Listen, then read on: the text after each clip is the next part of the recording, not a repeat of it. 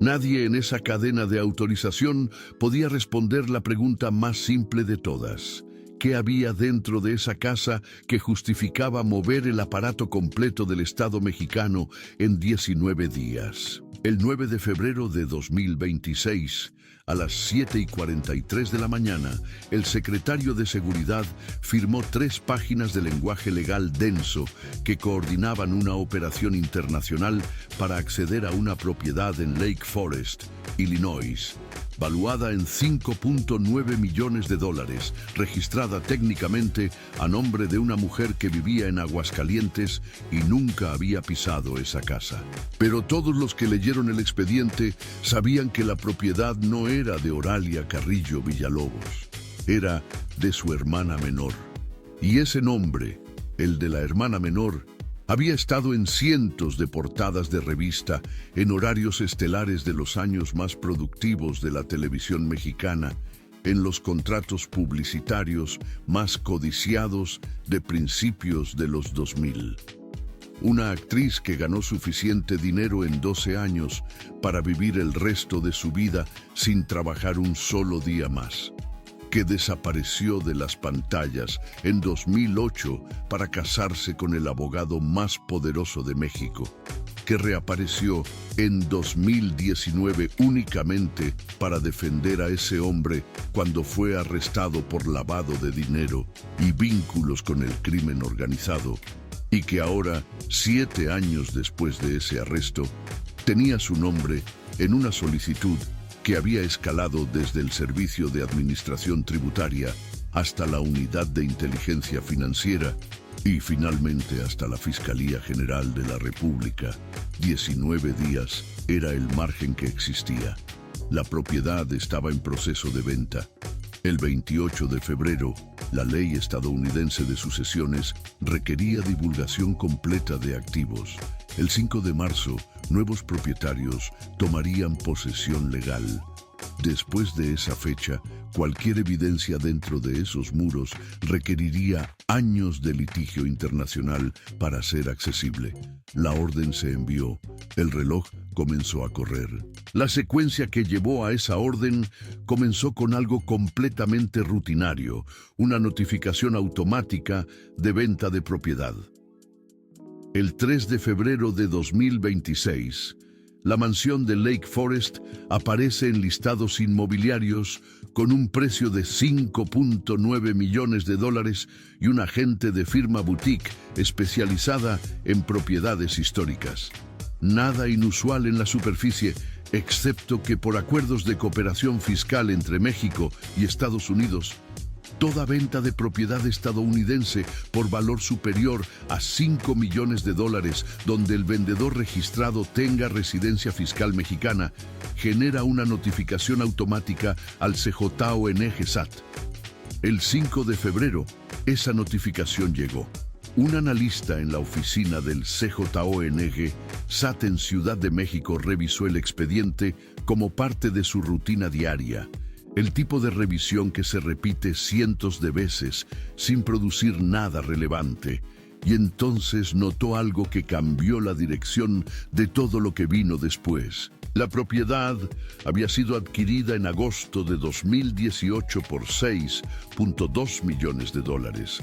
El nombre registrado era Oralia Carrillo Villalobos, pero en los archivos de beneficiario real, para efectos del IRS estadounidense, aparecía otro nombre, el de su hermana. Y ese nombre activó una memoria reciente en el analista, porque durante 2019 y 2020, esa hermana había aparecido repetidamente en medios mexicanos declarando que no tenía ni un solo peso, que había tenido que despedir a su personal doméstico, que estaba sobreviviendo con ayuda de su familia. Pero en 2018, un año antes de esas declaraciones, su nombre aparecía como beneficiaria de una mansión de $6 millones comprada en un suburbio elegante del norte de Chicago. La distancia entre lo que dijo y lo que los documentos mostraban era suficiente para elevar el expediente al siguiente nivel de revisión. El 7 de febrero, el archivo llegó a la Unidad de Inteligencia Financiera, no por sospecha de evasión fiscal, sino por algo más delicado: la conexión con un caso que llevaba años abierto y que involucraba montos que hacían ver pequeña a cualquier mansión de 6 millones. Juan Collado, esposo de la actriz, había sido arrestado en julio de 2019, acusado de lavado de dinero, vínculos con el crimen organizado y administración de fortunas ilícitas para gobernadores corruptos. Su caso seguía activo. Cualquier activo no declarado en su detención inicial era relevante para los fiscales. El 8 de febrero, un investigador del Archivo General de la Nación, revisando el inventario de bienes culturales incautados en el caso, descubrió inconsistencias que nadie había rastreado. 3 piezas de arte catalogadas en 2019, pinturas de la época colonial consideradas patrimonio cultural, aparecían marcadas como ubicación por confirmar, y una nota interna mencionaba que el abogado había indicado que algunos artículos estaban en propiedades de familiares de su esposa en el extranjero. Nadie había seguido esa pista hasta ese momento, casi 7 años después del arresto. El 9 de febrero, la solicitud llegó a la Fiscalía General de la República y de ahí a la Oficina del Secretario de Seguridad. Porque esto ya no era solo un asunto fiscal o de patrimonio cultural. Era un asunto que requería coordinación con autoridades estadounidenses, órdenes judiciales internacionales y un nivel de autorización que solo puede venir de seguridad nacional. Porque si esa propiedad contenía documentos o activos relacionados con uno de los casos de corrupción más grandes de la década, entonces cada día que pasara sin asegurar esa evidencia era un día en que podía desaparecer. Y porque había una pregunta más incómoda que nadie quería hacer en voz alta, pero que estaba implícita en cada página del expediente. ¿Por qué una actriz que ganó millones en su carrera necesitaba esconder una casa en otro país bajo el nombre de su hermana? ¿Por qué esa casa se compró exactamente en el año anterior al arresto de su esposo? ¿Y por qué, si realmente no tenía dinero en 2019, como declaró públicamente, nadie en 7 años, ni fiscales, ni periodistas, ni activistas, había rastreado esta propiedad hasta ese momento? Como sociedad, celebramos cuando una mujer famosa desaparece de las pantallas para dedicarse a su matrimonio. Rara vez preguntamos qué significa realmente esa desaparición o quién decide que sea permanente. Para entender qué había dentro de esa casa de Illinois, primero había que entender quién era la mujer que la compró, o más precisamente, quién había sido antes de desaparecer. Nació el 12 de mayo de 1973 en Aguascalientes, la menor de 7 hermanos, en una familia de clase media en una ciudad provincial conocida por su estabilidad, sus fábricas textiles y su feria anual. Su padre trabajaba en administración. Su madre manejaba el hogar con la precisión que requiere criar 7 hijos con presupuesto ajustado. No eran ricos, pero tampoco pasaban hambre. Eran exactamente el tipo de familia mexicana que en los años 70 y 80 creía con firmeza que la educación y el esfuerzo podían abrir puertas que el apellido no abría. Y para las hijas mujeres, en una ciudad como Aguascalientes, había una puerta muy específica que se abría con suficiente belleza y disciplina: los concursos de belleza, y después de esos concursos, si había suerte, la televisión. Creció en un México que apenas comenzaba a procesar las consecuencias del autoritarismo priista consolidado. Aguascalientes en los primeros años 70 era una ciudad industrial estable, profundamente católica, distante del caos político de la capital y de la narcoviolencia que apenas empezaba a gestarse en la frontera norte. El país vivía la euforia petrolera. El gobierno había descubierto reservas masivas en el Golfo y por un momento pareció que México podía ser rico de verdad. Pero esa riqueza nunca llegó a familias como la suya. Lo que sí llegó fue la televisión. Para mediados de los años 70, casi cada hogar mexicano tenía un aparato y Televisa dominaba completamente lo que se veía. Las telenovelas se convirtieron en la educación emocional de una generación entera. Las niñas de su edad crecieron viendo a mujeres hermosas que lloraban hermoso y que siempre, eventualmente, conseguían al hombre correcto y vivían felices para siempre. Ese fue el mundo que la formó, uno donde la belleza era poder y el amor era destino, uno donde la pantalla de televisión era la ventana a una vida mejor, y uno donde si eras lo suficientemente hermosa y lo suficientemente disciplinada, podías cruzar esa pantalla y nunca volver. En la preparatoria fue electa reina. Eso significaba algo en su ciudad. Significaba que los maestros te miraban diferente, que las otras chicas te estudiaban para entender qué tenías que ellas no tenían, que los padres de familia te señalaban a sus hijas como ejemplo de cómo presentarse. Era una forma temprana de fama, una forma temprana de entender que ser vista era valioso, que la atención tenía peso, que podías llenar un cuarto con tu presencia si aprendías cómo hacerlo. Después del concurso local, el siguiente paso era obvio, el concurso nacional que alimentaba a las telenovelas, a las campañas publicitarias, a todo el ecosistema de belleza que dominaba el entretenimiento mexicano. En 1994 compitió, quedó en segundo lugar. No ganó la corona. Pero el éxito en los concursos de belleza enseña una lección que es simultáneamente un regalo y una trampa. Tu valor está en cómo te ven los demás. Segundo lugar, no era fracaso, era entrada. Las que quedaban en los primeros puestos recibían contratos con agencias, invitaciones a eventos y sobre todo la oportunidad de audicionar para el semillero donde se fabricaban las estrellas de Televisa.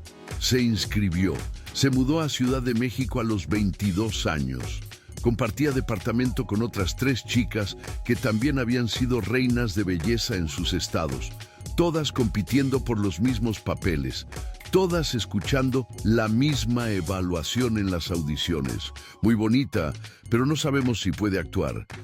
Los primeros 2 años fueron exactamente lo que nadie dice que son cuando te convencen de ir a la capital a perseguir un sueño.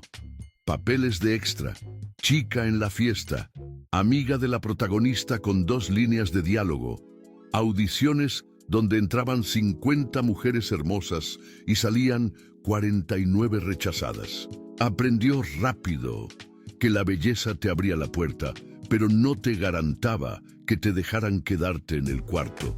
Aprendió a memorizar libretos completos antes de las audiciones. Aprendió a llegar 30 minutos temprano. Aprendió qué productores valoraban la puntualidad y cuáles valoraban la capacidad de improvisar. Aprendió a leer el cuarto y aprendió algo más importante que todo lo anterior, que en ese sistema la lealtad importaba más que el talento.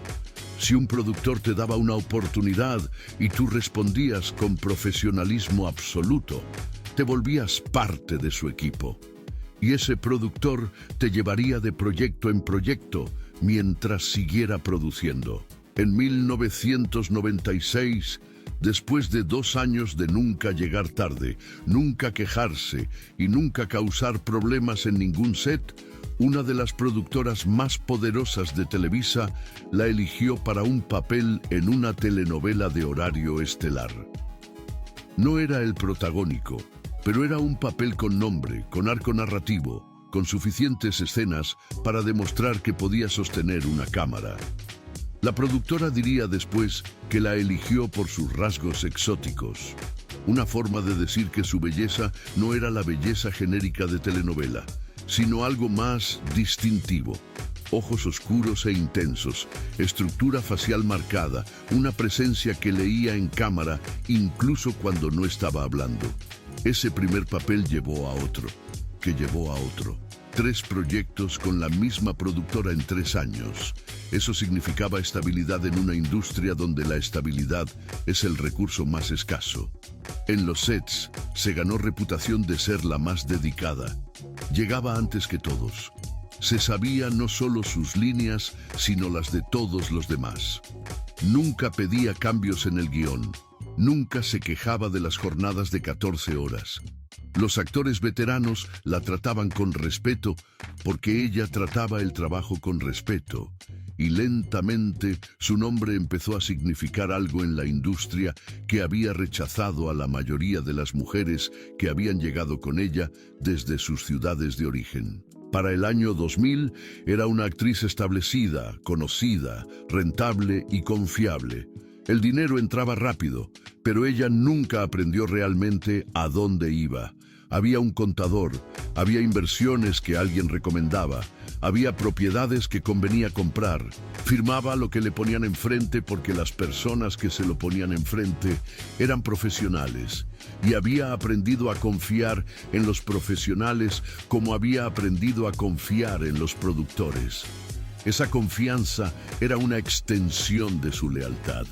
Si alguien te ayudaba, le dabas tu confianza completa. Esa estructura mental funcionó perfectamente, mientras las personas en quienes confiaba trabajaban para su beneficio. El problema es que eventualmente alguien iba a darse cuenta de que esa lealtad era absoluta y que esa confianza era ciega, y que ambas juntas eran la combinación perfecta para construir algo que desde afuera se veía como amor y desde adentro se sentía como piso firme, pero tenía la arquitectura de una trampa. El momento que definió su carrera llegó en 2002, una telenovela producida para Televisa con un concepto que parecía diseñado específicamente para ella. Gemelas idénticas, separadas al nacer. Una criada en la riqueza, dulce y confiada. La otra criada en la pobreza, manipuladora y vengativa. La misma actriz interpretando 2 personalidades opuestas. Un desafío técnico enorme, el doble de escenas, grabación de cada diálogo 2 veces, la capacidad de hacer que la audiencia olvidara completamente que estaba viendo a la misma mujer. Consiguió el papel y durante 120 episodios transmitidos en horario estelar, millones de mexicanos la vieron cada noche jugando el juego más antiguo de las telenovelas. ¿Quién soy yo? Si alguien más puede ser yo. Fue un éxito masivo. Ratings consistentemente por encima de 30 puntos. Su rostro en anuncios de champú, crema facial, joyería. El personaje se convirtió en referencia cultural y cuando alguien en México quería describir a una persona de doble cara, usaba ese papel como referencia. Había alcanzado lo que pocas actrices de telenovela logran, crear un personaje que trasciende la pantalla y entra al lenguaje cotidiano. Después vinieron otros proyectos, otro protagónico, papeles secundarios en las telenovelas más exitosas de la década, hasta que en 2007 llegó su última telenovela como protagonista. 144 episodios. Transmisión de mayo de 2007 a enero de 2008. Para cuando terminó, tenía 35 años. Había trabajado sin parar durante 12 años. Había acumulado, según reportes nunca oficialmente confirmados, pero ampliamente aceptados en la industria, una fortuna personal construida sobre contratos de televisión, publicidad, regalías e inversiones que deberían haber sido suficientes para garantizar su seguridad económica el resto de su vida. Culturalmente, representaba algo específico en el imaginario mexicano de principios de los años 2000. Era la encarnación del ideal de belleza que podía leerse como clase alta, pero también como accesible. Era la prueba de que una chica de provincia podía llegar a la cima, y sobre todo representaba un tipo particular de feminidad, hermosa pero profesional, deseable pero no amenazante, exitosa pero nunca al punto de intimidar a los hombres que la rodeaban. Era perfecta para la fantasía, demasiado perfecta tal vez para ser completamente real. Y como suele ocurrir con las cosas perfectas para una fantasía, el mundo que la había creado no estaba particularmente interesado en lo que le pasaba cuando dejaba de serlo. Alrededor de 2010 conoció a Juan Collado. Los detalles de ese primer encuentro son privados, pero el contexto es completamente público. Él era el abogado del poder en México, el hombre que representaba a gobernadores, que manejaba miles de millones de pesos en asuntos políticos, que aparecía en fotografías con presidentes y empresarios de primer nivel. 15 años mayor que ella, sofisticado, imponente, el tipo de hombre que cuando entra a un cuarto, todos notan quién acaba de llegar. Él entendía el mundo de formas que ella nunca había necesitado entender, porque siempre había alguien encargándose de los detalles por ella. La relación fue seria desde el principio. Él viajaba constantemente. Ella empezó a acompañarlo. Eventos en Los Cabos, reuniones en Miami, cenas con clientes en Madrid. Su vida se convirtió en una extensión de la vida de él, y lentamente las llamadas de la televisión se espaciaron, no porque dejaran de ofrecerle papeles, sino porque los papeles que le ofrecían ya no eran los protagónicos que había encabezado durante una década. Eran la amiga, la suegra, la villana secundaria, los papeles para actrices de 40 años cuando ella acababa de cumplir 37. Cuando le preguntaban por qué ya no trabajaba, decía que quería enfocarse en su vida personal. Nadie le preguntó si su vida personal permitía otra respuesta. Se casaron el 31 de marzo de 2012. Para entonces llevaba 4 años sin aparecer en pantalla. Y entonces comenzó algo que tomaría años en ser completamente visible.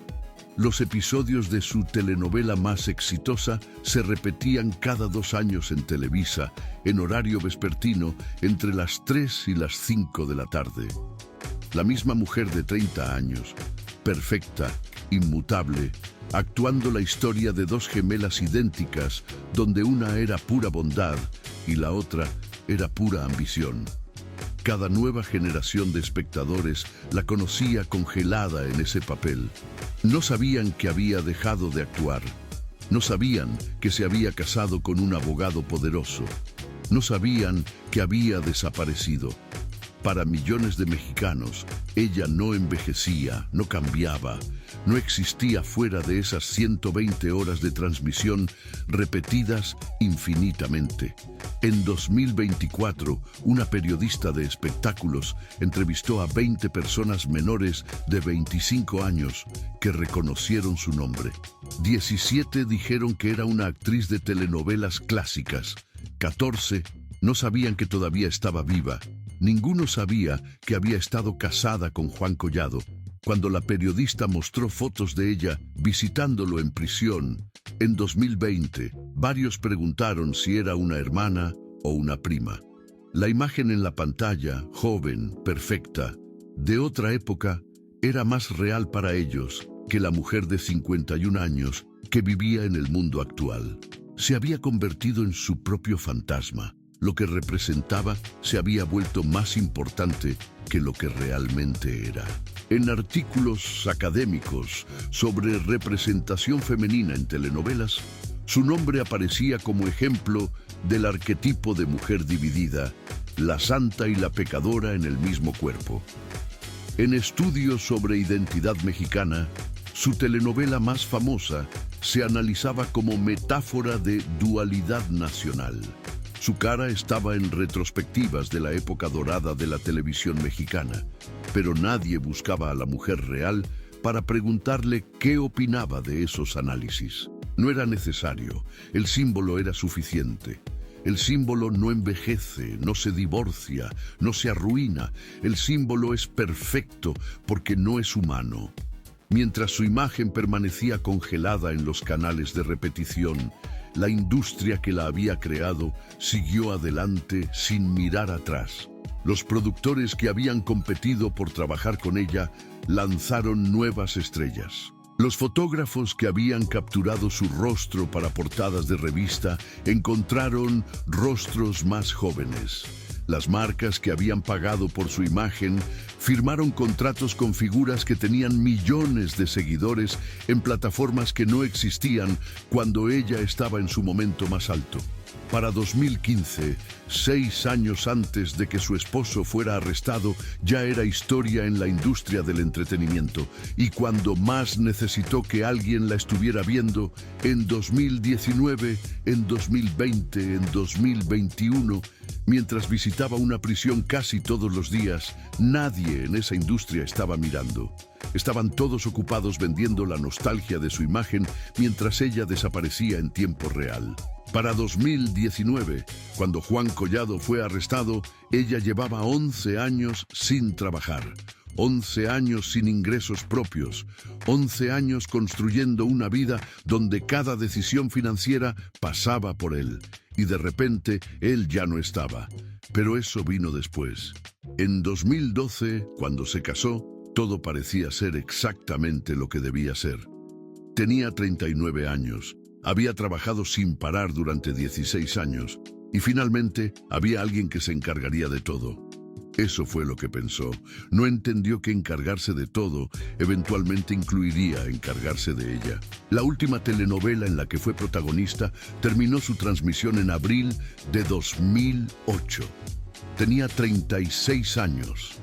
En el mundo de las telenovelas mexicanas, 36 ya no es joven para papeles protagónicos románticos, pero tampoco es lo suficientemente mayor para el siguiente escalón: la suegra, la villana madura, la figura materna. Hay un espacio vacío entre la protagonista joven y la actriz de carácter donde muchas carreras caen y desaparecen sin que nadie en la industria declare oficialmente que algo se perdió. Cayó en ese espacio justo cuando conoció a Juan Collado. Las ofertas que llegaban eran papeles secundarios, antagonistas menores, amigas de la protagonista. Ella, que había encabezado el llamado en 4 producciones, rechazó esas ofertas. Esperó. Y mientras esperaba, él le mostró una alternativa que sonaba como alivio y funcionó como cerrojo. Ya no necesitas trabajar, yo me encargo de todo. Era un alivio temporal que se convirtió en trampa permanente. Para 2010, su representante ya no la llamaba. Para 2012, cuando se casó, oficialmente ya no tenía representante, sin un papel en 2 años, sin ingresos propios en 4.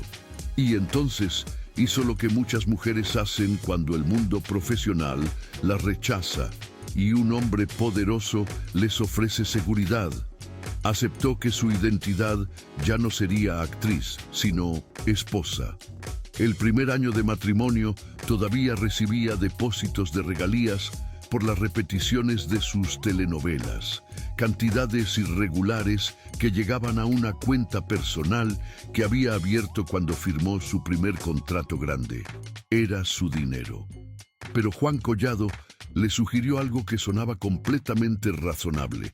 Esas regalías deberían estar en una estructura corporativa por impuestos. Déjame manejar eso.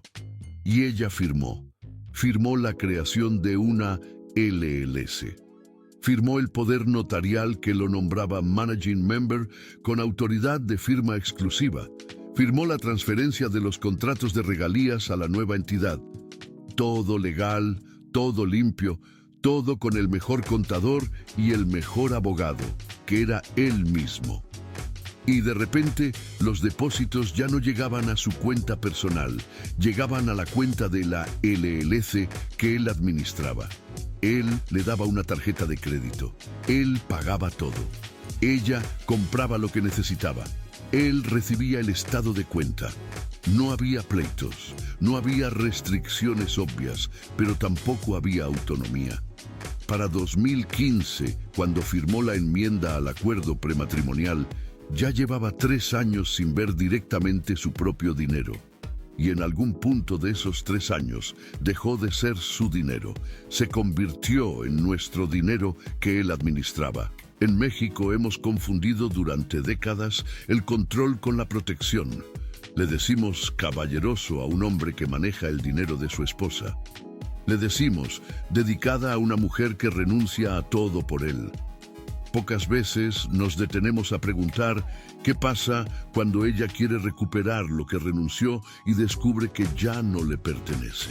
En 2015, cuando firmó la enmienda al acuerdo prematrimonial que transfería el control de sus ingresos, todavía tenía un programa activo en repeticiones y un abogado propio que había manejado sus contratos por años. Todavía había tiempo para que alguien, su representante, su hermana, un amigo de la televisión, le dijera: lee este documento con cuidado antes de firmarlo. Nadie lo hizo. O tal vez alguien lo intentó y ella no quiso escuchar. De cualquier forma, ese momento pasó.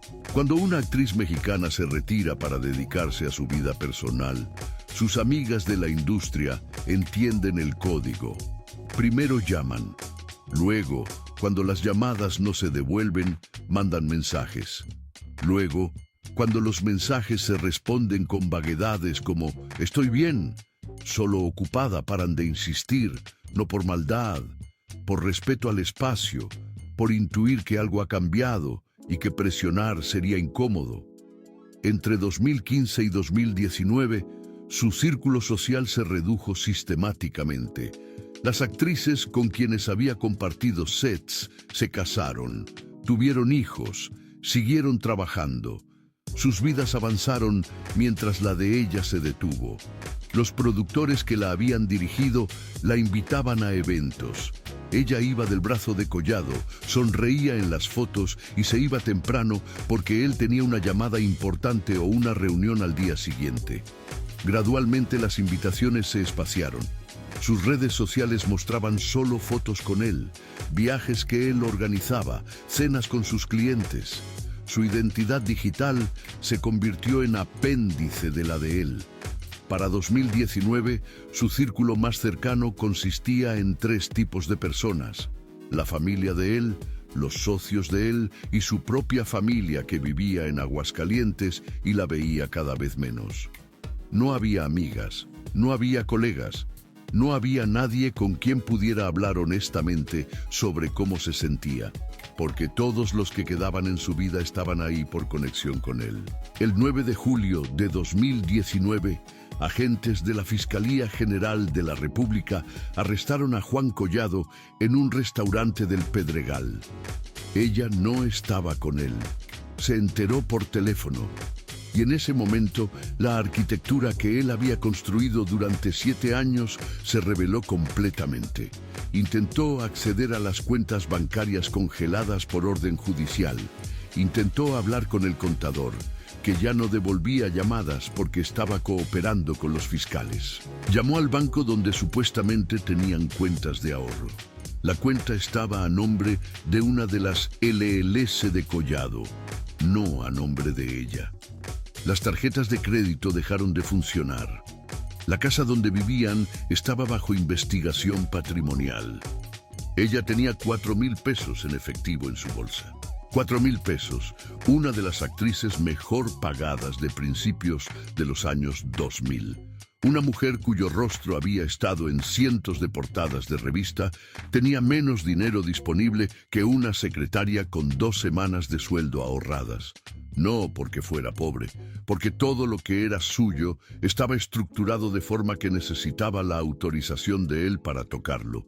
Y él estaba en el reclusorio norte, donde pasaría los siguientes 5 años. En ese momento, entendió que nunca había tenido agencia financiera real. Lo que había tenido era acceso a la agencia de él mientras él decidiera permitirlo. Y ahora que él no podía decidir nada, ella tampoco podía.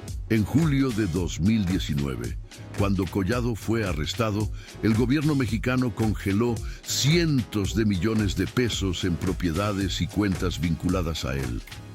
Pero la casa de Illinois no estaba en su nombre. Estaba en el nombre de su hermana. Si alguien, un fiscal, un analista financiero, un periodista, hubiera rastreado esa propiedad en ese momento y preguntado por qué existía y quién realmente la controlaba, Esta historia podría haberse desarrollado de otra manera, pero nadie preguntó hasta ahora, 7 años después. Después del arresto, ella enfrentó una decisión que no era realmente una decisión. Podía abandonarlo públicamente, declarar que no sabía nada de sus negocios, divorciarse, reconstruir su imagen como víctima inocente, tal vez regresar a la actuación. O podía quedarse, visitarlo, apoyarlo, demostrar lealtad inquebrantable y esperar que cuando todo terminara, él la ayudaría a recuperar acceso a los activos que técnicamente eran de ella. La primera opción significaba empezar con nada y con su nombre manchado por asociación.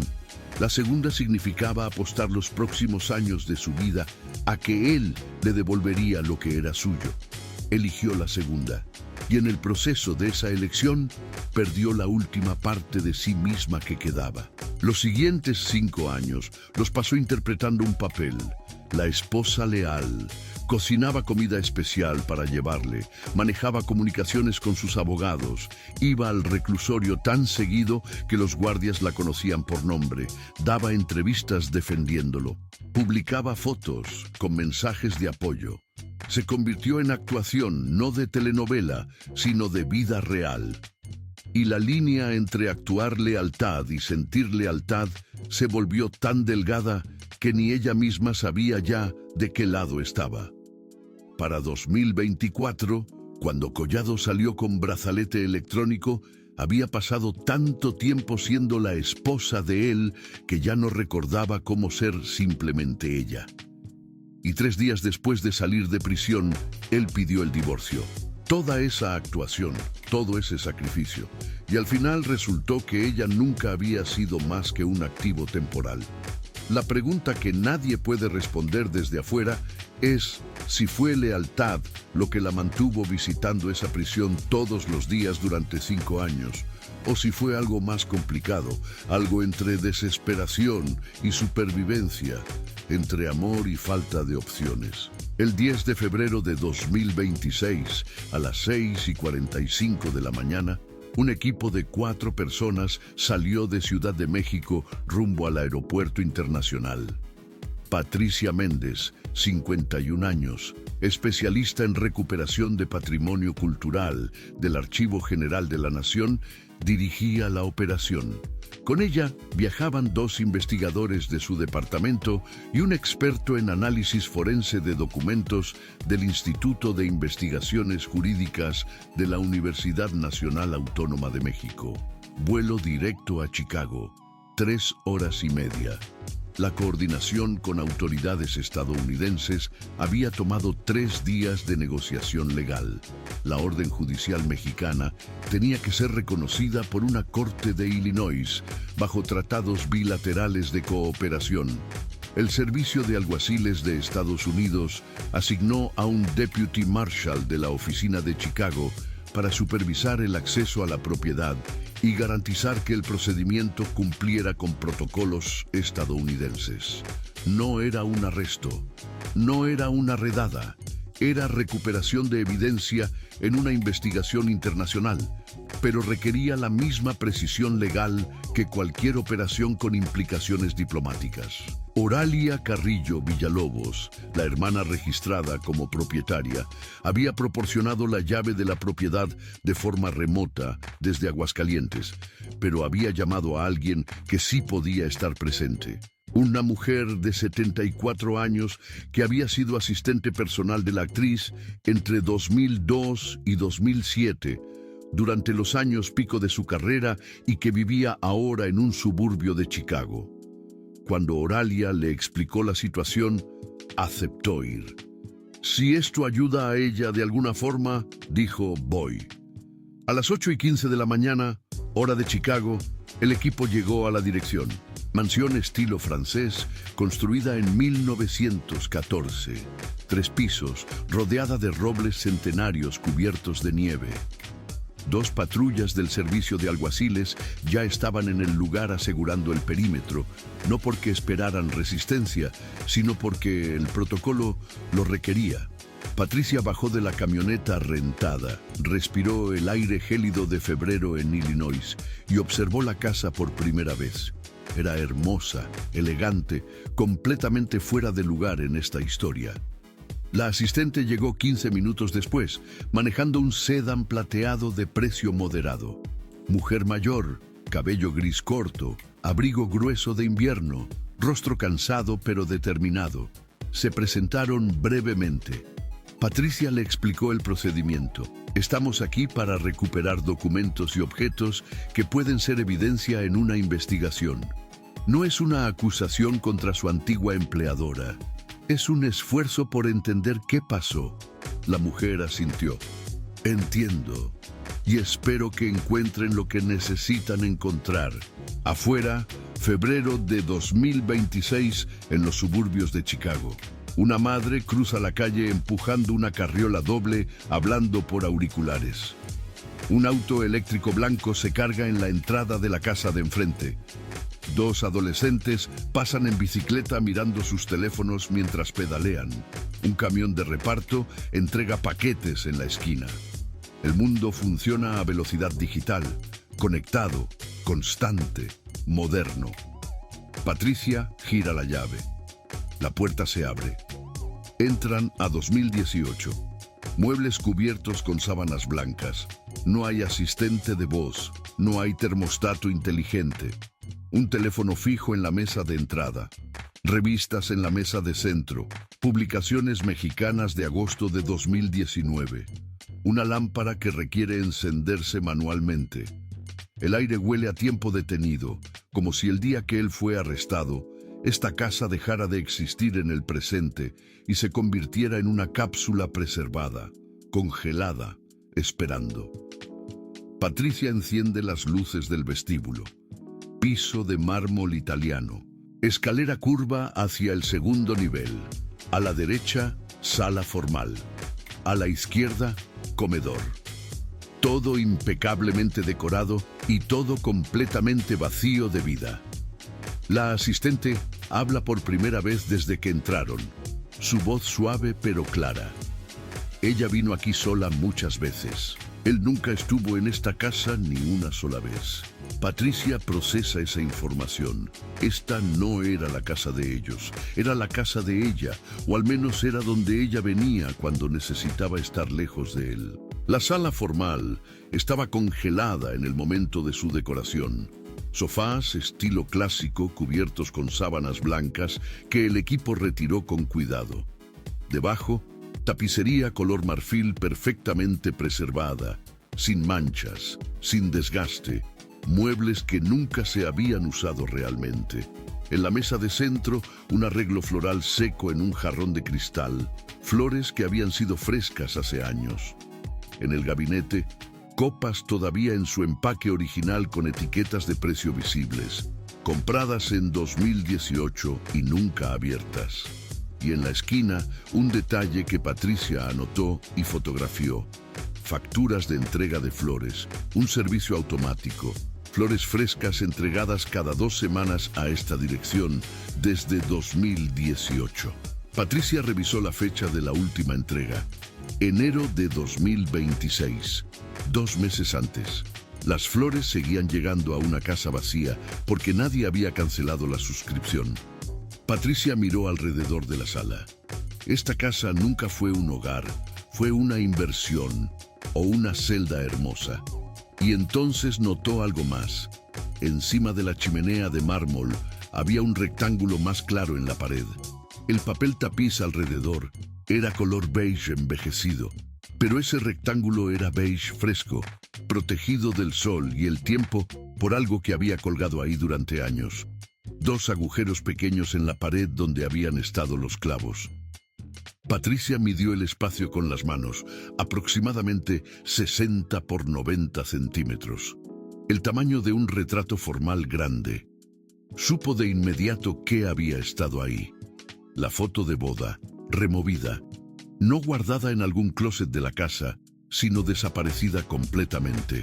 En el segundo piso, el dormitorio principal, cama king size, con cabecera tapizada. Mesas de noche a ambos lados, pero solo una tenía objetos personales. Patricia abrió el cajón de esa mesa con guantes archivísticos. Dentro había un álbum de fotografías.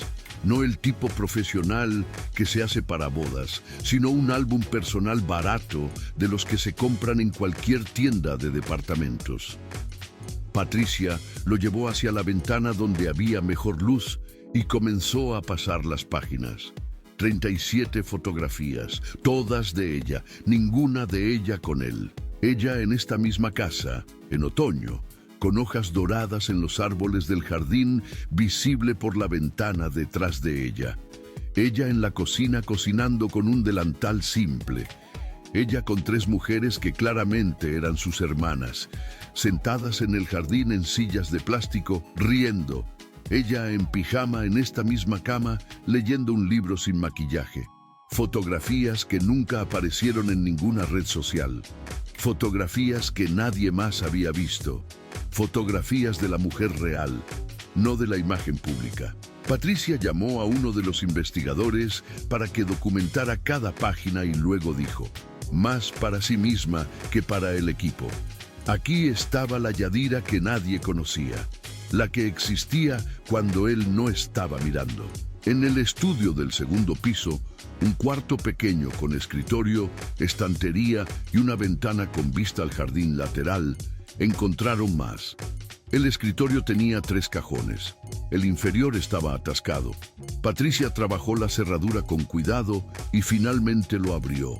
Cartas, 23 cartas exactamente, todas de miembros de la familia, todas fechadas entre 2019 y 2023, todas enviadas a esta dirección en Illinois.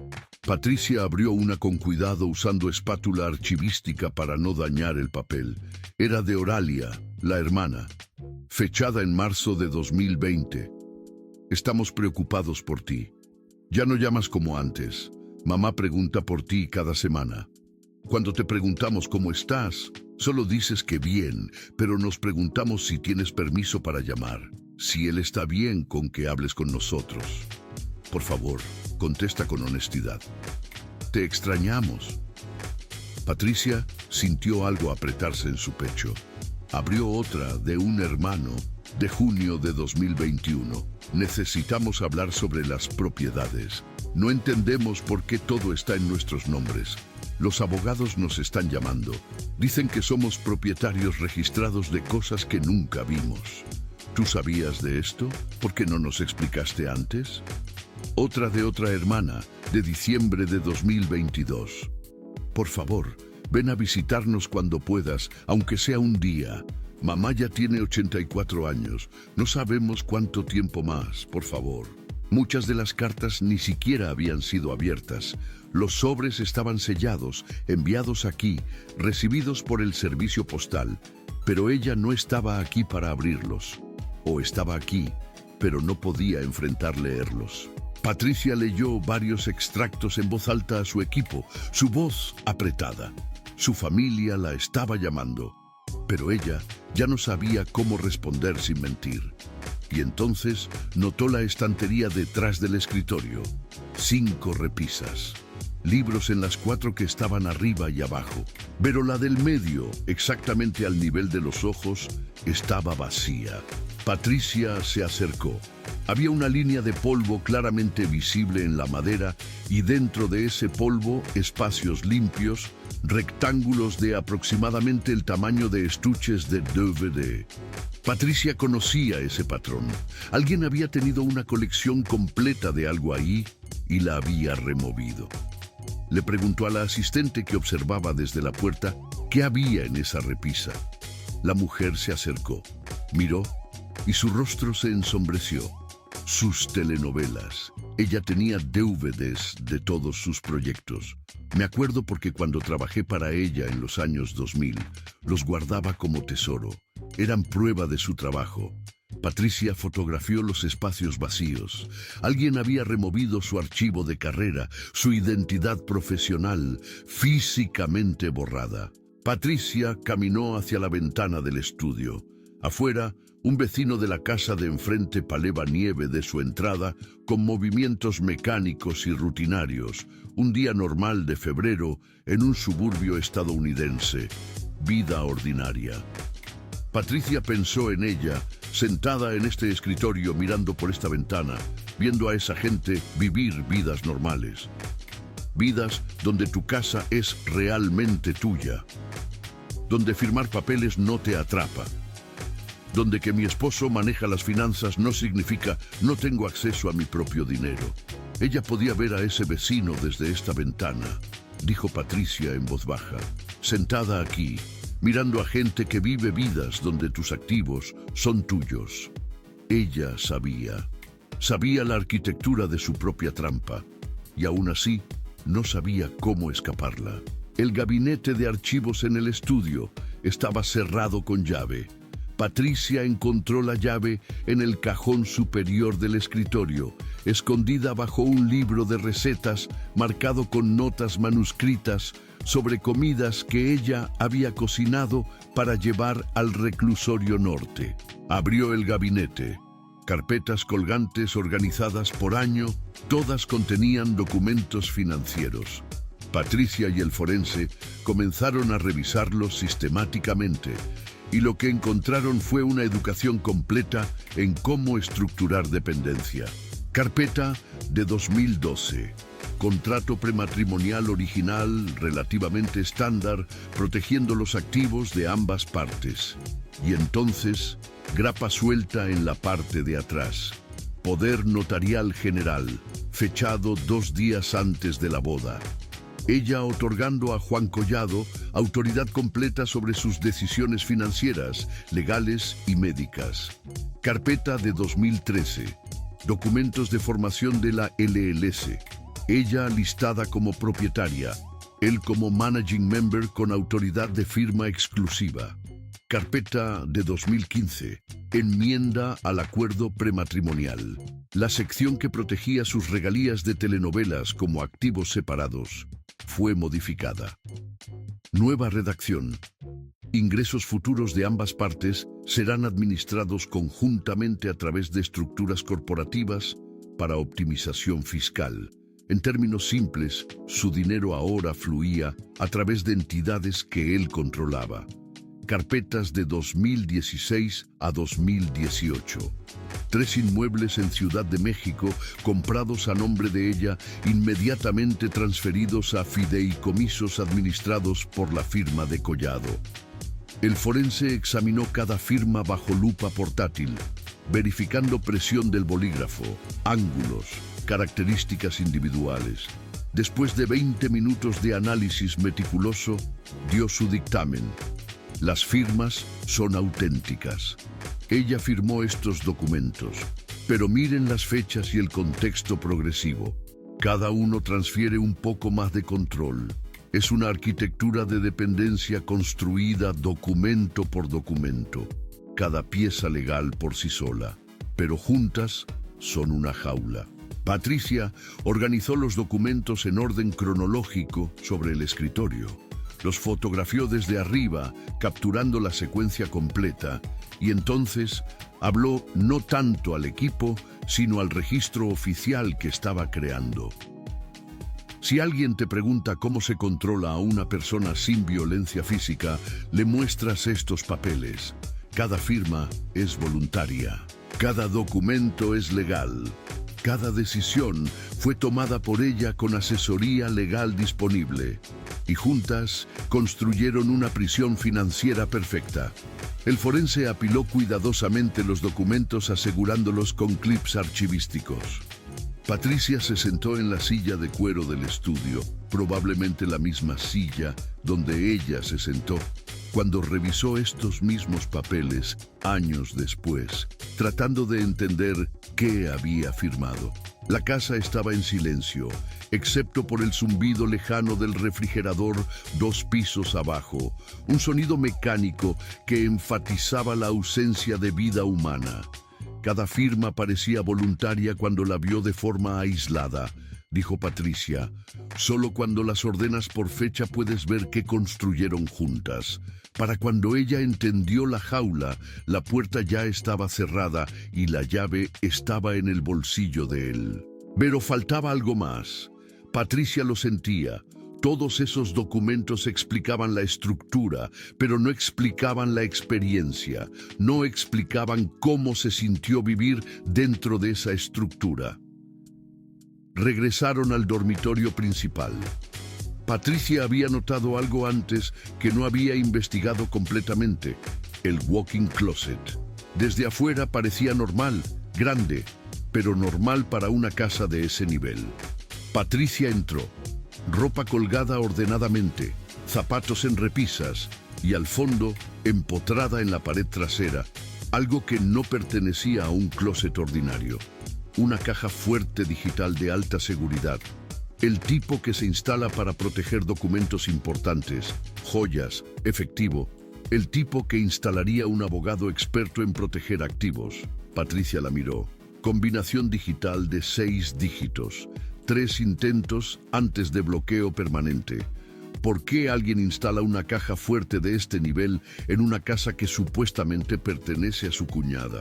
Preguntó en voz alta. ¿Qué estaba protegiendo? ¿O de quién se estaba protegiendo? Probó lo obvio primero, la fecha de nacimiento de Collado, acceso denegado. Luego la fecha de la boda, 31 de marzo de 2012, acceso denegado. Patricia se detuvo.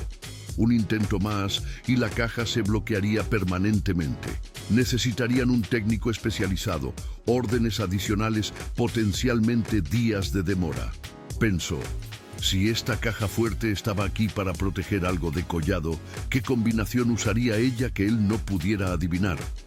La fecha de nacimiento de ella, 12 de mayo de 1973. Patricia ingresó los números. La caja fuerte emitió un clic mecánico. Se abrió. Patricia exhaló sin haberse dado cuenta de que estaba conteniendo la respiración. Se puso guantes archivísticos frescos y abrió la puerta completamente. Llamó al equipo. Dentro de la caja fuerte había 3 cosas. Un sobre manila, una caja de terciopelo pequeña que resultó contener un juego de aretes de diamantes, probablemente los únicos objetos de valor que había podido esconder donde él no los pudiera vender, y un folder de archivo de color azul. Patricia sacó el folder. Contenía 2 cartas manuscritas. La primera era de 2 páginas, fechada 15 de julio de 2019, 2 semanas después del arresto, dirigida a Oralia, explicando que estaba poniendo documentos importantes en esa caja fuerte, pidiendo perdón por usar su nombre en la casa, instrucciones para vender la propiedad si algo le pasaba, y una línea que hizo que Patricia detuviera su lectura completamente. Estoy escribiendo esto mientras todavía tengo claridad para entender lo que está pasando. Mañana voy a visitarlo, y todos los días después. No porque sea fuerte, Oralia, porque ya no sé quién soy, si no soy su esposa. Patricia colocó esa carta con cuidado en una funda archivística. Sacó la segunda. 8 páginas manuscritas en tinta azul, en papel personal. Fechada 14 de septiembre de 2024, 3 días después de que Collado saliera de prisión. Patricia miró a su equipo. El forense, los 2 investigadores, la asistente que había subido las escaleras cuando la llamaron.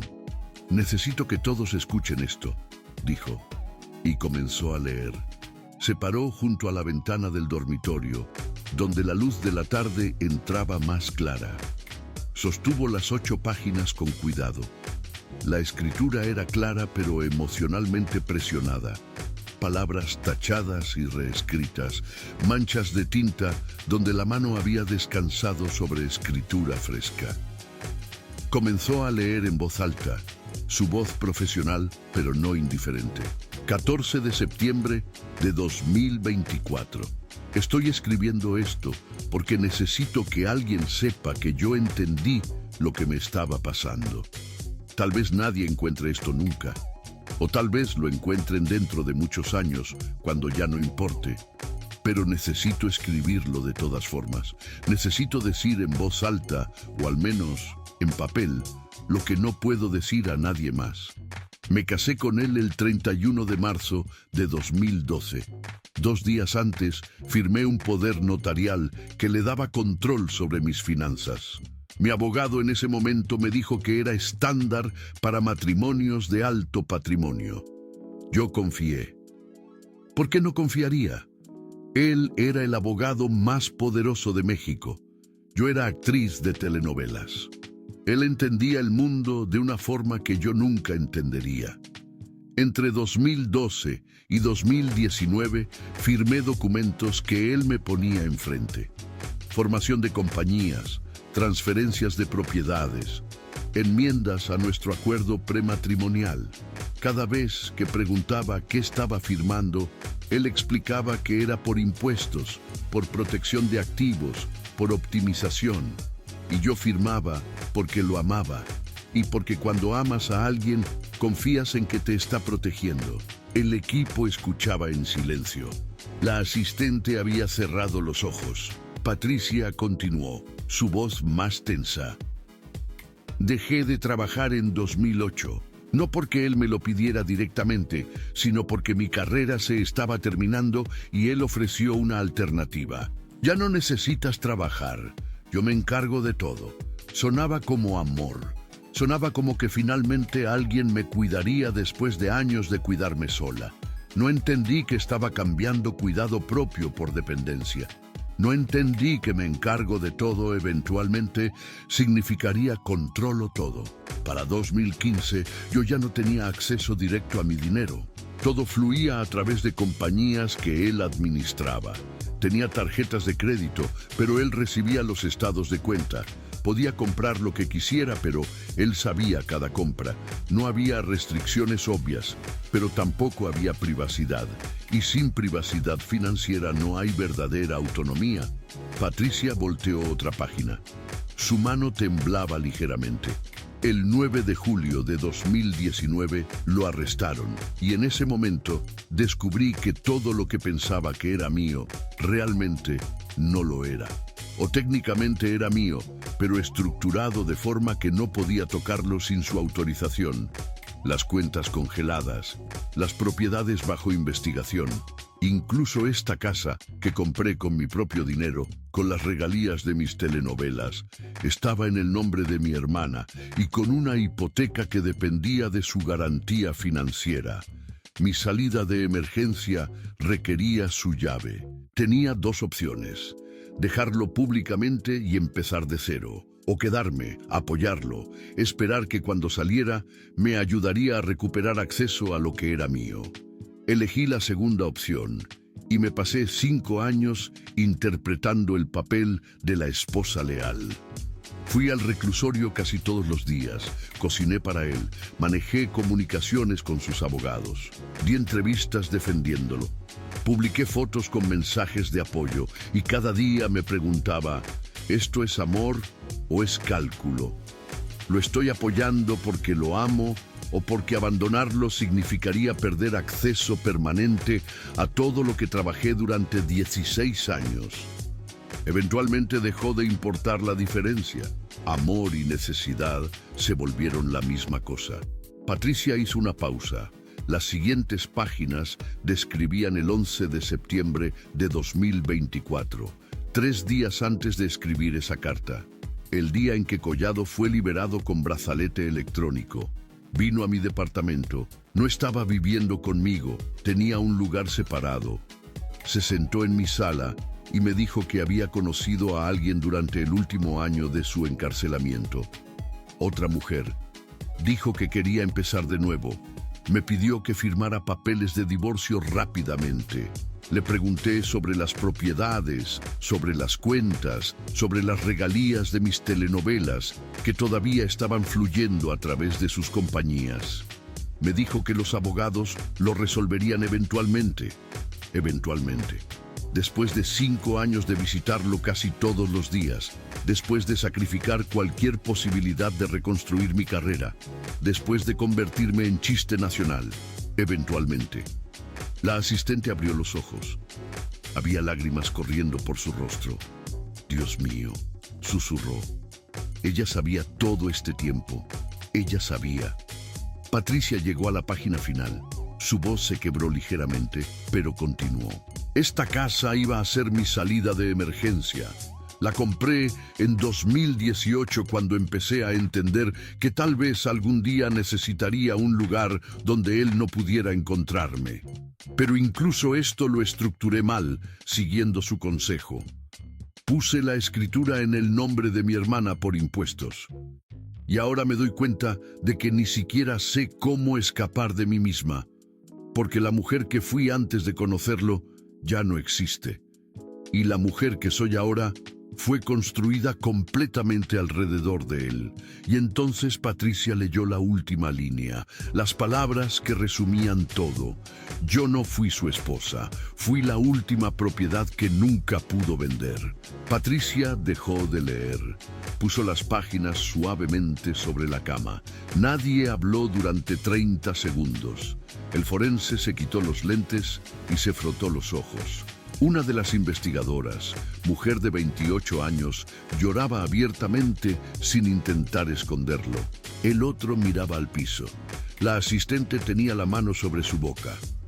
Patricia fotografió cada página metódicamente, colocó la carta en una funda archivística, documentó su posición exacta en la caja fuerte y entonces, sin decir palabra, caminó hacia la silla junto a la ventana del dormitorio, la misma silla donde ella probablemente se había sentado cuando escribió esta carta. Se sentó. El sol de febrero rompió brevemente entre las nubes, iluminando el hielo en las ramas de los árboles del jardín. Por un momento parecieron cristal. Adentro, partículas de polvo flotaban en el rayo de luz. El cuarto olía débilmente a perfume de hace años, algo floral que no se había desvanecido completamente. Patricia no habló inmediatamente. Dejó que el silencio hiciera su trabajo. Dejó que el peso de lo que acababan de escuchar se asentara. Y entonces, mirando por la ventana hacia el jardín congelado, habló. Ella escribió esto sabiendo que tal vez nunca lo encontraríamos. Lo escribió de todas formas. Eso no es un grito de ayuda. Ella sabía que no había ayuda viniendo. Esto es testimonio. Ella estaba documentando su propia desaparición mientras estaba sucediendo. Se vio a sí misma desvanecerse y decidió que alguien, algún día, debería saber que ella lo notó, que no estaba ciega, que entendía perfectamente lo que le estaba pasando. Y aún así, no pudo detenerlo. Eso es lo más devastador que he leído en mi vida. No que le sucedió, sino que fue lo suficientemente consciente para narrárselo a sí misma en tiempo real, y aún así no pudo escapar. El mundo vio lealtad donde había desesperación. México admiró su fidelidad sin preguntar si era fidelidad o supervivencia. Durante 5 años, millones de personas vieron las fotos de ella visitando el reclusorio norte y dijeron qué mujer tan admirable. Nadie preguntó si tenía opción de no ir. Nadie preguntó qué había firmado antes de que él fuera arrestado. Nadie preguntó nada, porque la historia de la esposa leal es más cómoda que la historia de la esposa atrapada. Patricia se quedó sentada en esa silla durante 5 minutos más. Nadie la interrumpió. Afuera, el sol se escondió detrás de las nubes otra vez. El jardín volvió a ser gris. Y en algún lugar de esa ciudad de Illinois, la vida continuaba normalmente. Gente comprando comestibles, niños regresando de la escuela, parejas discutiendo sobre la cena, vidas ordinarias donde la palabra esposa no significaba propiedad. Pero en ese cuarto, en esa casa congelada en 2018, 4 investigadores mexicanos y una mujer de 74 años que había trabajado para ella 20 años atrás, se quedaron en silencio procesando lo que acababan de aprender. Que puedes entender perfectamente que está siendo controlada y aún así no encontrar la salida. Que el amor y la trampa pueden coexistir en el mismo documento. Que a veces la violencia más efectiva es la que viene con firma notarial. La tarde del 10 de febrero, el equipo catalogó 14 cajas de evidencia, documentos financieros, cartas familiares, fotografías y las 2 cartas manuscritas, la de julio de 2019 y la de septiembre de 2024. Cada objeto recibió un código archivístico. Cada uno fue fotografiado en sitio. Cada uno fue colocado en contenedores de control ambiental para el transporte de vuelta a México. El forense trabajó en la propiedad hasta las 9 de la noche, realizando análisis forense preliminar de documentos. Cada firma de ella fue examinada bajo lupa portátil de alta resolución. Presión del bolígrafo, ángulos de escritura, características individuales de formación de letras. Su conclusión preliminar, que más tarde formalizaría en el reporte oficial. Todas las firmas eran auténticas.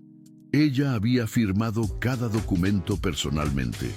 No había evidencia de falsificación, coacción física ni firma bajo influencia de sustancias. Legalmente, cada firma era válida. Contextualmente, juntas contaban una historia completamente diferente. Patricia pasó la noche del 10 al 11 de febrero en su habitación de hotel en Chicago, escribiendo el informe preliminar. 40 páginas. Resumen cronológico de hallazgos. Inventario completo de evidencia. Fotografías de documentos clave. Y su evaluación profesional, que decía exactamente esto. Los documentos descubiertos en la propiedad de Lake Forest demuestran un patrón sistemático de transferencia de autonomía financiera a través de instrumentos legales que, evaluados individualmente, son estándar para matrimonios de alto patrimonio, pero que, evaluados en conjunto, constituyen una arquitectura de dependencia económica. El 11 de febrero por la tarde, Patricia envió el informe preliminar a la fiscal encargada del caso en la Fiscalía General de la República. También envió copias a la Unidad de Inteligencia Financiera y a la Oficina del Secretario de Seguridad, cuya autorización había hecho posible la operación.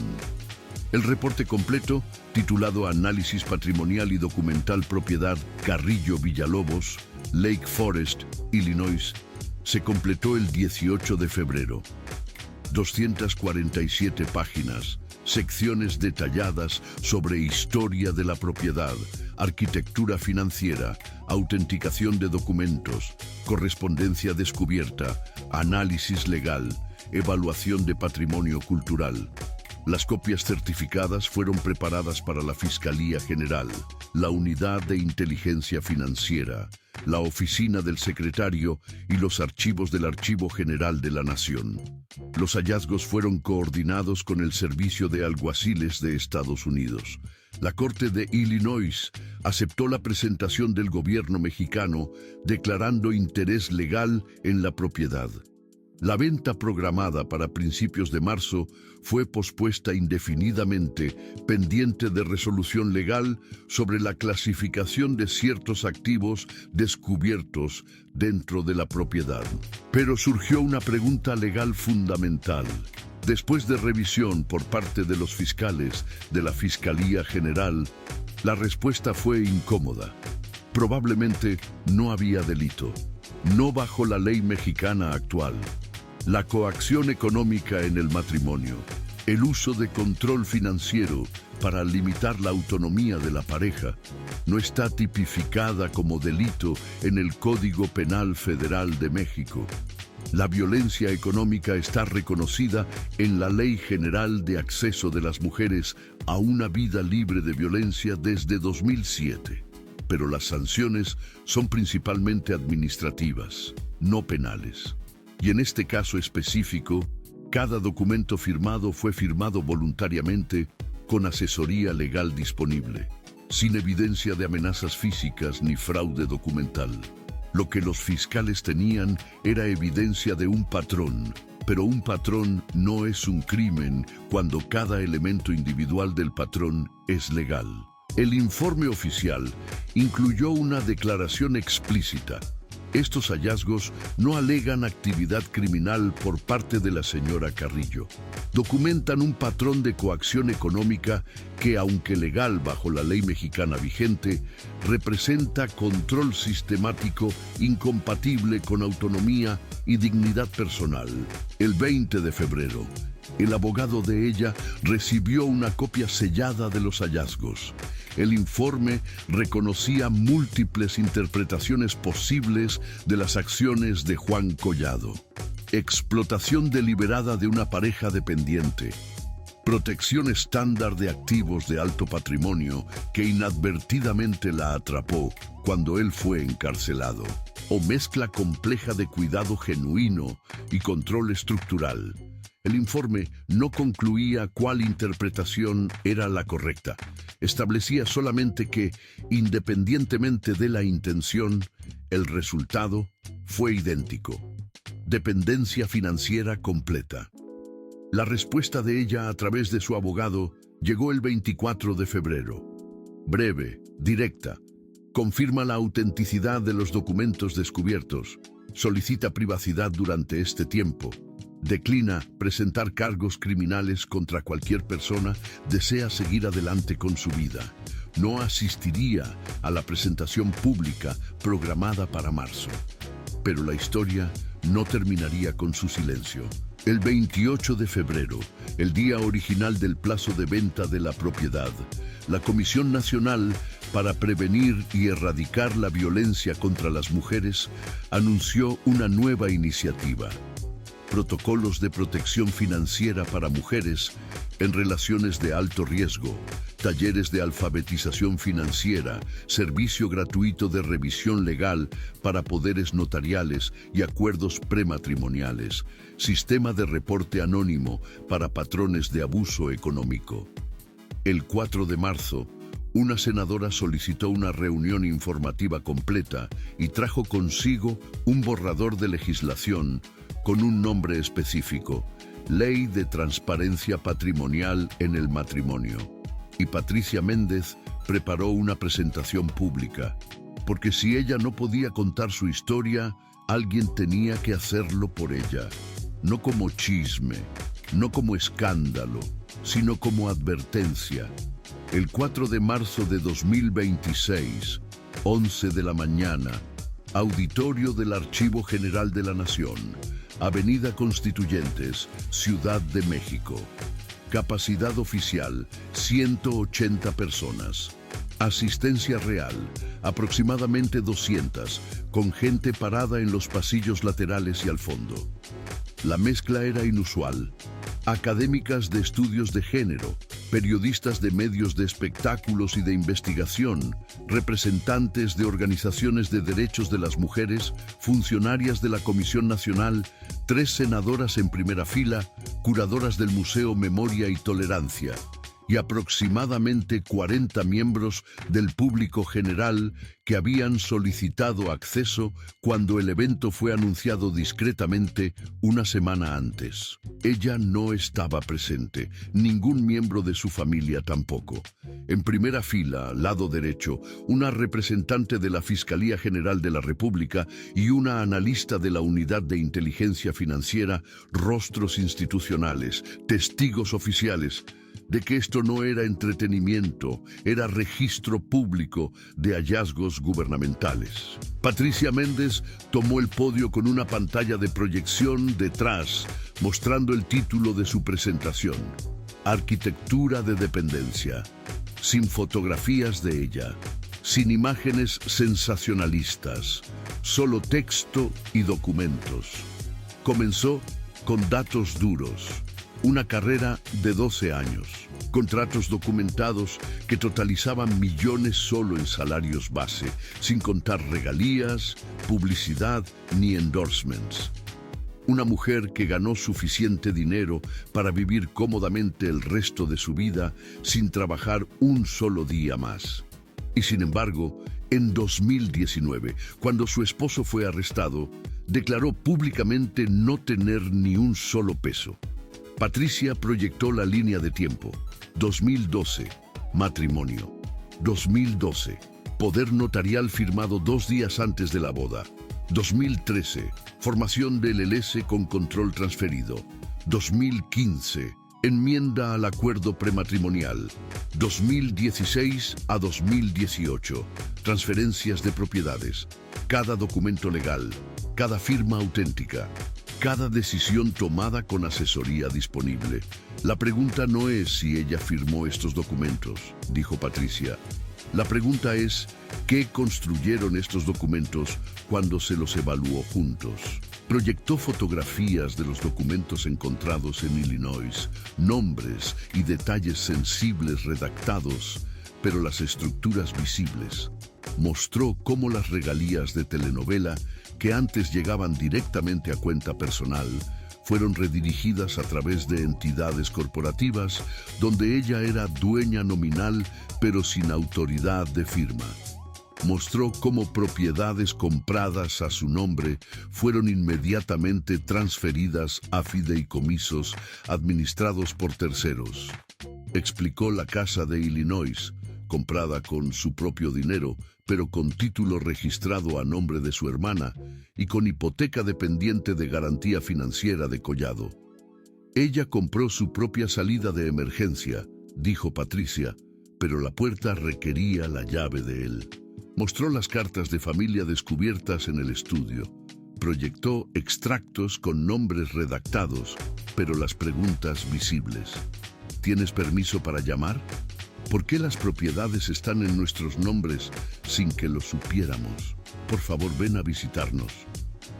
La sala estaba completamente silenciosa. Patricia explicó la secuencia de pérdidas. Pérdida de identidad profesional, cuando la industria la envejeció fuera de los roles que había construido durante una década. Pérdida de autonomía financiera, cuando estructuras corporativas reemplazaron cuentas personales. Pérdida de red social, cuando su vida se fusionó completamente con la de él. Pérdida de agencia, cuando él fue arrestado y ella descubrí que no podía acceder a nada sin su autorización. Pérdida de identidad propia, cuando pasó 5 años interpretando el papel de esposa leal porque era la única identidad que le quedaba. La violencia económica en México no es ilegal cuando viene con firma notarial, dijo Patricia.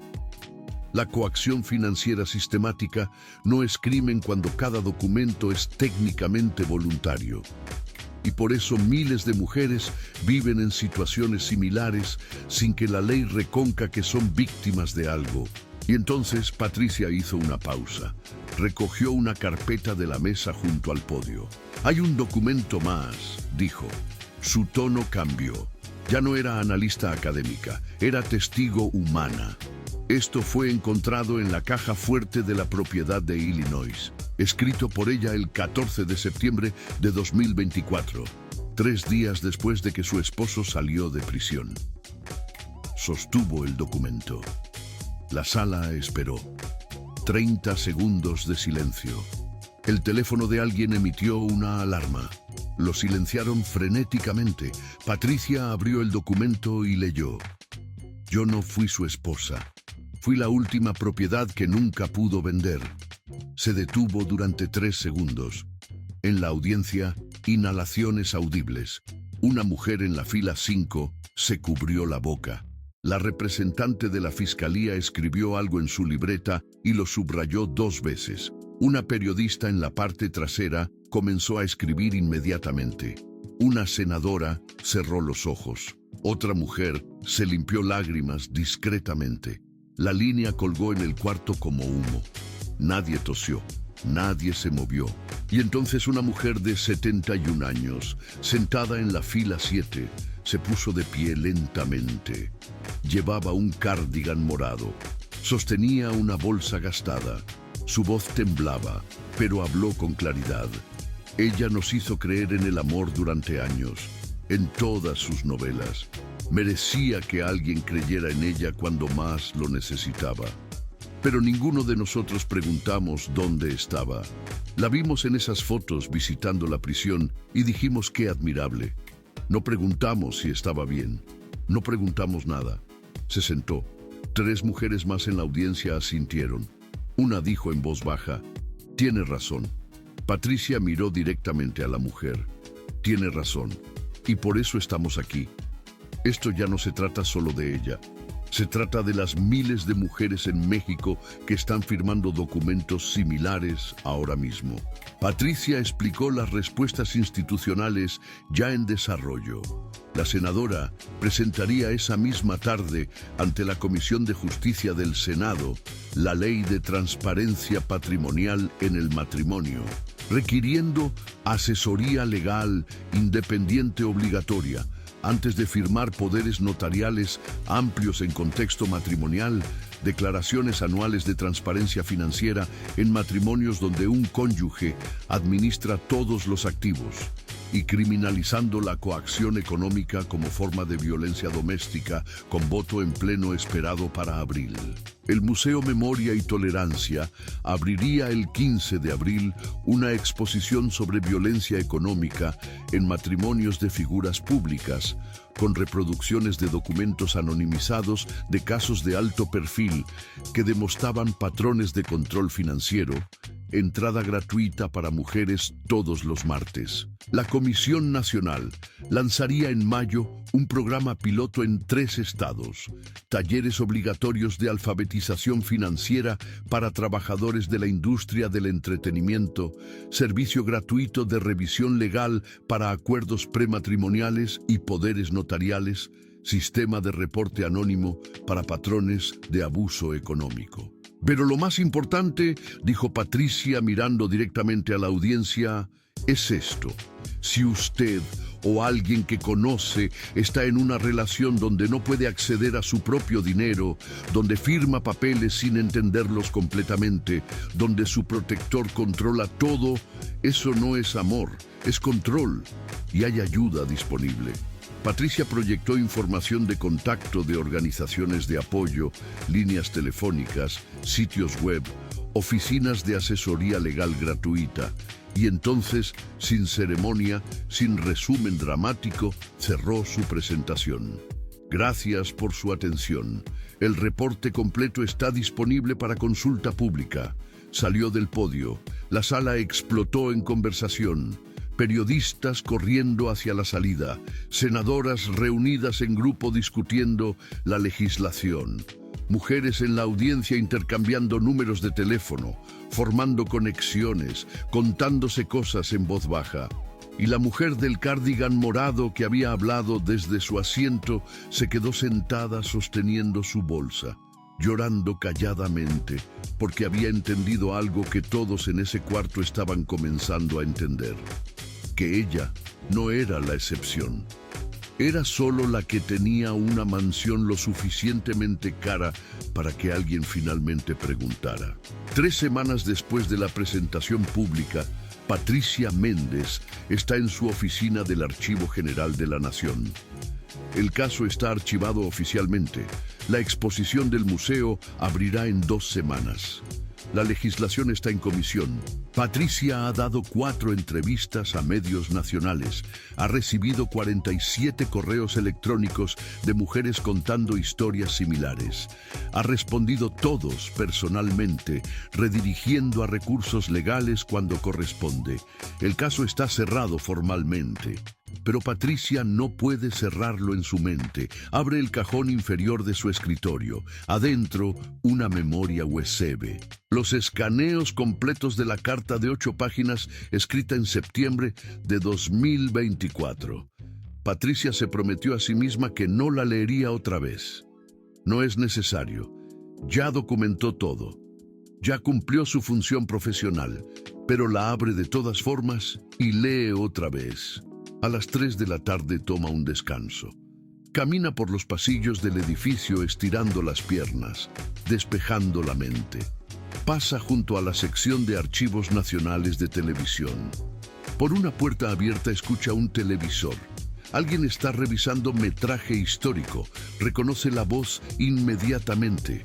Es ella, 24 años más joven, actuando la escena donde el personaje de la gemela buena descubre que el personaje de la gemela mala ha estado viviendo su vida, usando su nombre, ocupando su espacio. La línea que grita desesperada y confundida: ¿Quién soy yo? Si tú eres yo. Patricia se detiene en el pasillo. La línea resuena diferente ahora. Ya no es solo diálogo de telenovela. Es la pregunta que ella se hizo a sí misma durante 5 años mientras interpretaba el papel de esposa leal. ¿Quién soy si mi única identidad es ser extensión de otra persona? ¿Qué queda de mí si mi nombre está en documentos, pero mi voluntad no está en las decisiones? Patricia siempre vio a la actriz como símbolo. Belleza, glamour, éxito, algo distante, algo aspiracional, algo que pertenecía a las pantallas y las portadas de revistas y no al mundo real donde Patricia pagaba su renta y llevaba a sus hijas a la escuela. Ahora la ve como una mujer que fue lentamente desmontada por trámites administrativos, por papelería, por firmas. La violencia que enfrentó no dejó moretones visibles. Dejó saldos bancarios inaccesibles. Dejó escrituras de propiedades en nombres de otras personas. Dejó una arquitectura legal tan completa que cuando finalmente quiso salir, descubrió que la puerta había dejado de abrir desde adentro hace años. Y Patricia siente algo que no puede nombrar completamente, algo entre enojo y complicidad, porque ella también vio esas telenovelas en los años 2000. Tenía 27 años cuando el programa más famoso de la actriz se transmitió. Lo siguió, la admiró. Y cuando ella se casó con el abogado poderoso en 2012 y desapareció de la pantalla, Patricia pensó, qué bien por ella, encontró el amor, ya no necesita trabajar. Participó en la narrativa que dice que el mejor final para una mujer exitosa es retirarse para ser esposa de un hombre más exitoso. La narrativa que confunde dependencia con devoción, aislamiento con compromiso, control con cuidado. ¿Cuántas otras mujeres vio desaparecer mientras pensaba que era romántico? ¿Cuántas veces confundió una jaula con un hogar porque la jaula era lo suficientemente elegante? No quiere examinar eso demasiado de cerca, pero no puede dejar de pensarlo. Patricia regresa a su escritorio. Ya es tarde en la oficina. Ciudad de México rugiendo afuera, tráfico en Constituyentes, vendedores ambulantes, vida continuando. Cierra el archivo en su computadora. La memoria USB regresa al cajón, no la borra. Algún día alguien más preguntará sobre este caso, les dirá que lean la carta. Les dirá que es importante entender que ella sabía lo que le estaba pasando, que la conciencia no la salvó, pero debería significar algo. Si ella hubiera tenido en 2012 lo que muchas mujeres jóvenes tienen ahora, acceso a información sobre violencia económica, comunidades en línea que comparten señales de alerta, leyes que reconocen el control financiero como una forma de abuso, tal vez habría reconocido la arquitectura de dependencia mientras se estaba construyendo. O tal vez no. A veces el amor y el control se parecen tanto que no puedes distinguirlos hasta que ya es demasiado tarde para salir sin perderlo todo. La historia de esta mujer no es excepcional. Es brutal precisamente porque es común. Miles de mujeres en México firman poderes notariales el día de su boda sin leer la letra pequeña. Miles más descubren años después que las casas y las cuentas a su nombre nunca fueron realmente suyas. La diferencia es que la mayoría no tiene una mansión en Illinois donde esconder la evidencia. Tiene que vivir con ella en silencio. Patricia se queda sentada en su escritorio mientras la oficina se vacía alrededor de ella. Luz desvaneciéndose de las ventanas, pensando en todas las mujeres que saben exactamente lo que les está pasando y aún así no pueden encontrar la salida. La casa de Lake Forest técnicamente pertenecía a la hermana, pero todos sabían que era realmente de ella. Resulta que lo contrario también era cierto. Todo lo que técnicamente le pertenecía a ella, su dinero,